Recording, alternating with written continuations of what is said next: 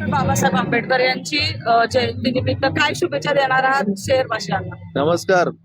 आज भारतरत्न डॉक्टर बाबासाहेब आंबेडकर यांची 135वी जयंती आहे. त्यानिमित्त संपूर्ण पिंपरी चिंचवड शहर त्यांनी जे आपल्या भारत देशासाठी किंवा संपूर्ण विश्वासाठी ज्ञान प्रदान करून जे कार्य केले, त्या कार्याचा सलाम किंवा त्या कार्याचा गौरव म्हणून आज संपूर्ण शहरात मोठ्या उत्साहात ही जयंती साजरी होत आहे.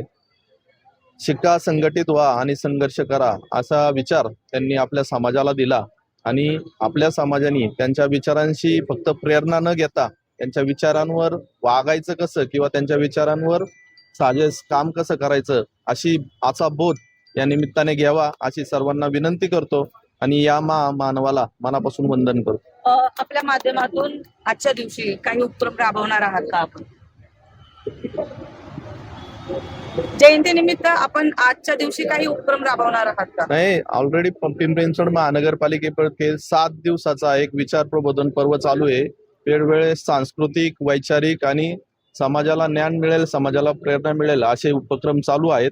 माझ्या स्वतःतर्फे आमच्या भागात हे उपक्रम सुद्धा चालू आहेत. एक विद्यार्थ्यांच्या वतीने वृक्षारोपणाचा कार्यक्रम मी या निमित्ताने घेऊ इच्छितो. त्यासाठी मी प्रयत्नशील राहील.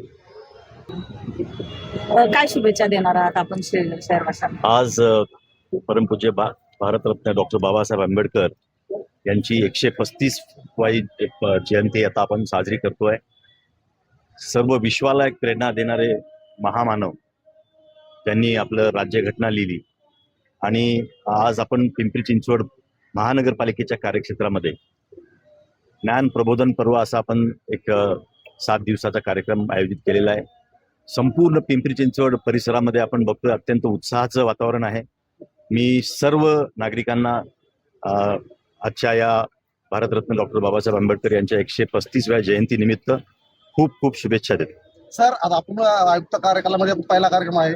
त्या मूर्ती माता रमाई यांचं स्मारकाचं उद्घाटन किती दिवसामध्ये होईल?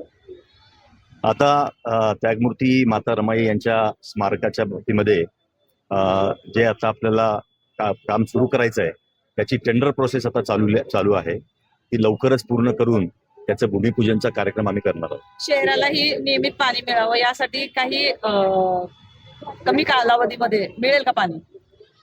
आता आपण बघितलं की महापौर साहेब आणि आम्ही सर्वांनी एक निर्णय घेतलाय की भामा आसखेड ची जी पाईपलाईनचं काम रखडलं होतं त्याचा आपण आता नवीन टेंडर